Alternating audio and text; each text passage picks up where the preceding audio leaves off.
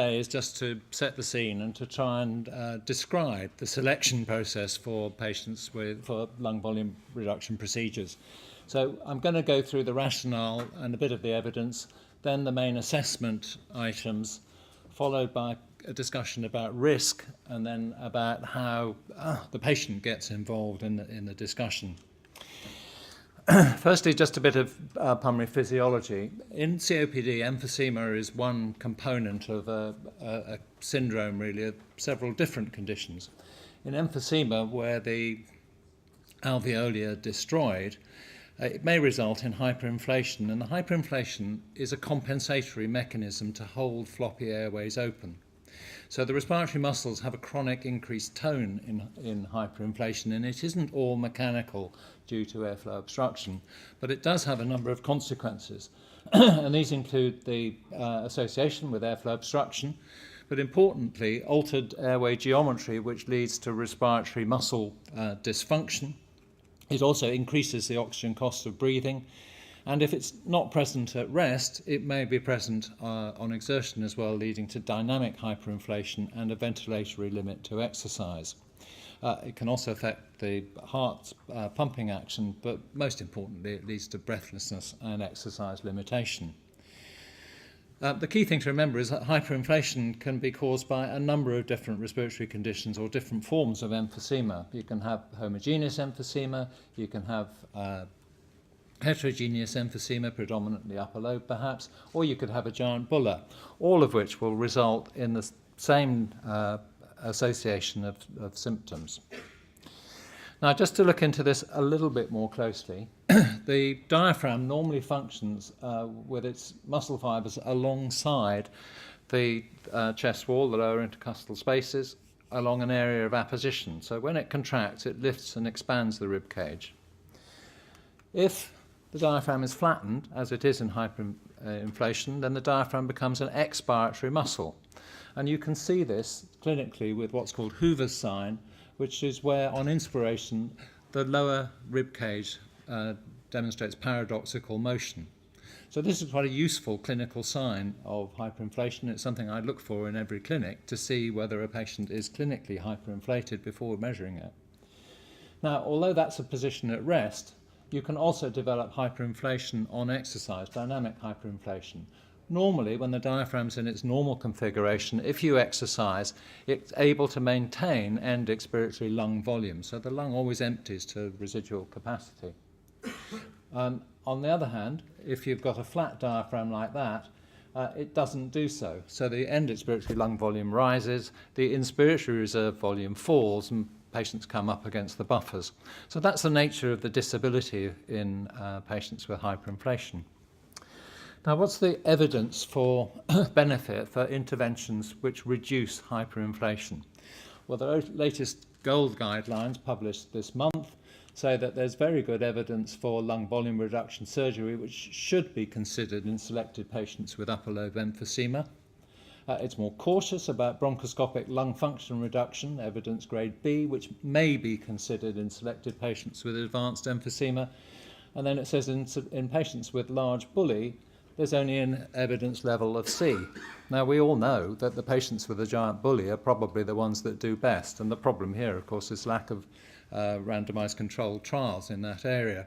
So you can't perhaps read too much into those evidence statements. However, in terms of lung volume reduction surgery and endobronchial procedures, there have been two recent Cochrane analyses. One on lung volume reduction surgery here identified 1,760 odd patients, but 2/3 of those came from one trial, the North American Emphysema Treatment Trial. But they all come to the same conclusion, that for selected patients with severe emphysema, you can improve their health status, their lung function outcomes. What it doesn't say there is it improves mortality, but you remember that in the subset in the NET trial, patients with low exercise capacity and upper lobe predominant emphysema did have a mortality benefit. You can see that in all the trials there's a significant health status benefit in terms of quality of life.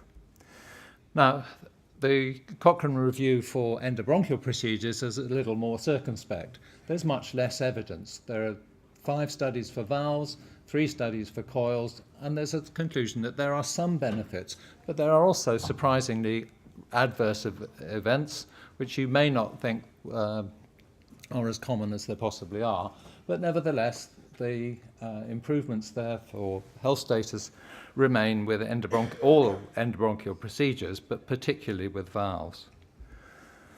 Now, in terms of clinical guidance in England, we have NICE guidelines, and the NICE guidelines are a bit dated. So the COPD guidelines are currently being rewritten, but nevertheless, they have a fairly clear statement about the value of lung volume reduction surgery in patients that have got severe airflow obstruction, not in respiratory failure, and have upper lobe predominant disease.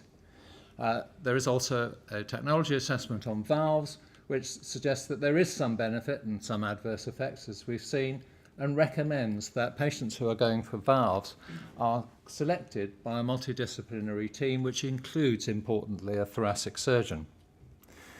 When it comes to coils, the evidence, I think, at the moment is not there for a widespread recommendation.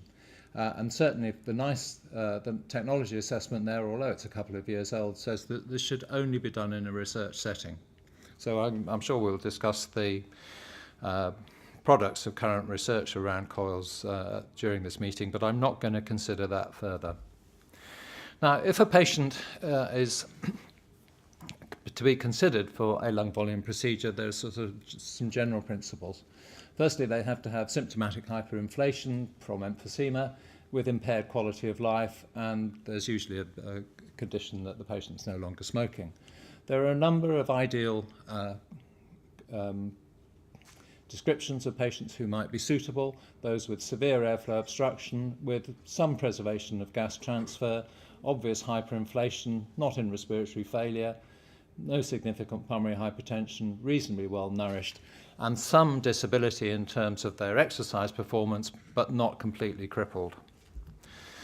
Now, a few years ago, we described the process that we'd been through in terms of a multidisciplinary team for selection of patients for lung volume reduction, and it sort of goes like this. I'm very fortunate to be working with a number of excellent surgical colleagues, and we've developed this sort of pro forma for what happens to patients.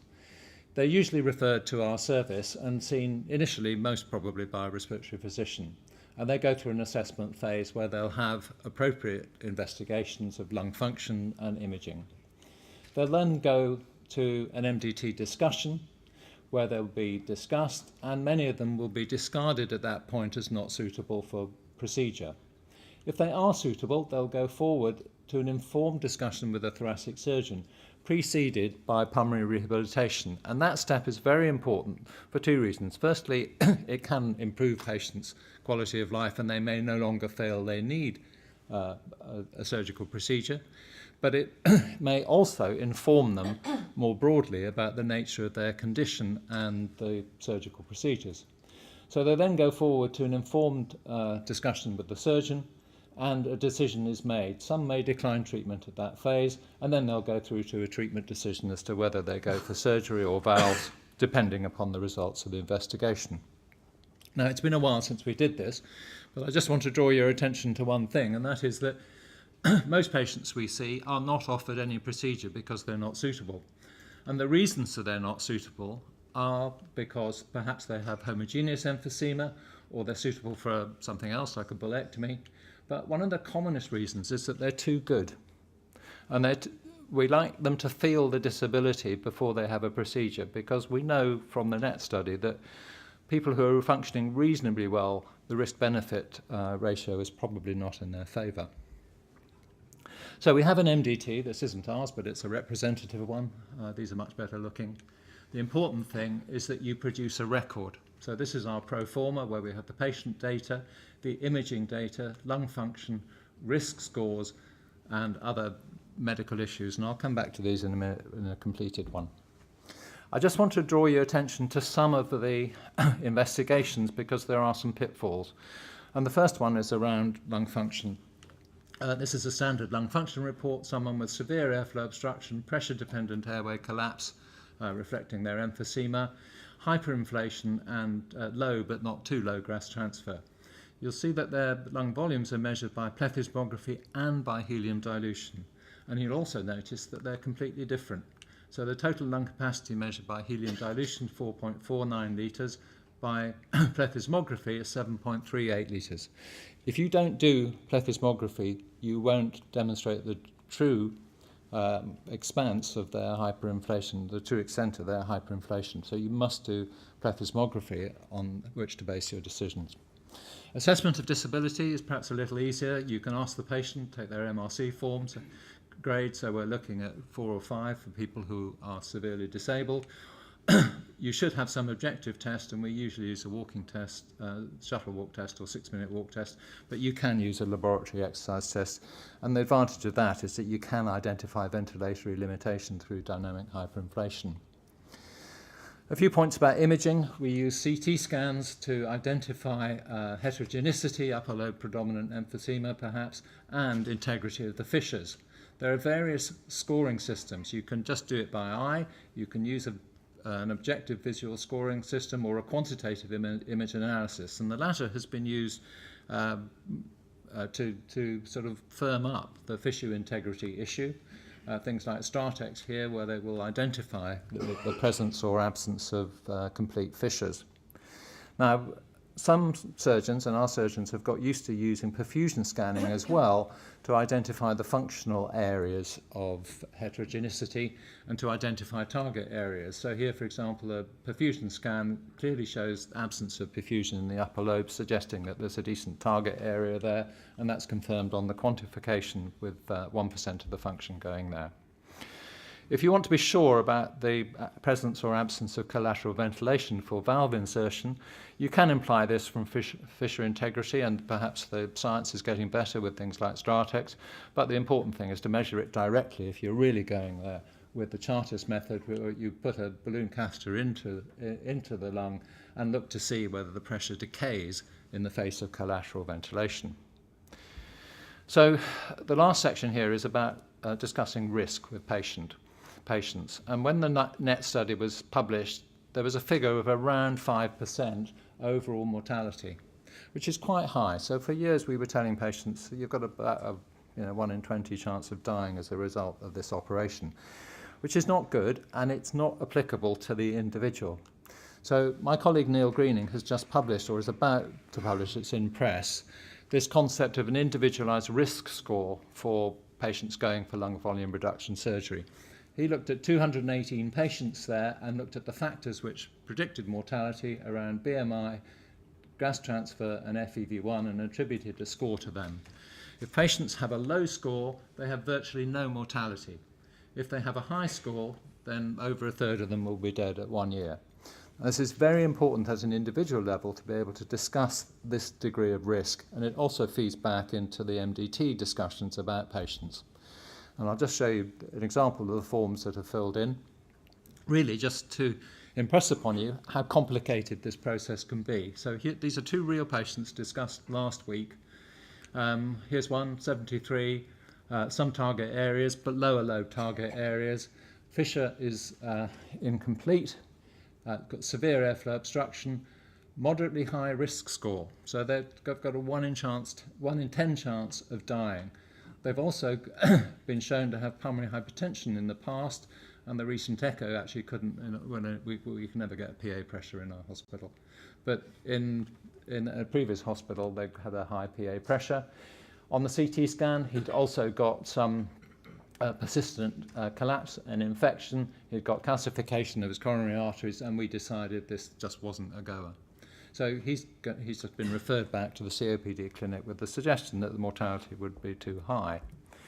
So here's another patient who has got target areas right upper lobe there, but has got an incomplete fissure. So he's not going to be suitable for valves. He's got severe airflow obstruction. He's got a very low risk score.